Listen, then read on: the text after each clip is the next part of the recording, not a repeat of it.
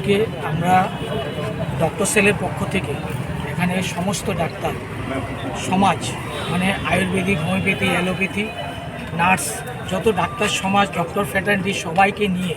আমরা যে 9ই আগস্ট যে আরজি কর মেডিকেল হসপিটালে যে ঘটনাটা হয়েছিল, যে পিজি পড়াশোনারত সেকেন্ড ইয়ারের ছাত্রীর সাথে, ওই ঘটনার প্রতিবাদে আমরা আজকে একটা প্রতিবাদ জানাচ্ছি। ওই প্রতিবাদ মূল উদ্দেশ্য হলো আমাদের যত ডাক্তার সমাজ আছে, দেখা যাচ্ছে যে ডাক্তাররা তার কর্মস্থলে পর্যন্ত নিরাপত্তা নেই, এবং সেই নিরাপত্তার খাতিরে এবং যারাই এখানে দূষিত, এই যে কর্মস্থলে কোনো ঘটনা হওয়া মানে শুধু একজন দ্বারা এই কাজ হয়নি, সবাই অনেকে একটা চক্র বা যেটা পরিকল্পিতভাবে হয়েছে, তাদের উপযুক্ত শাস্তি হোক এবং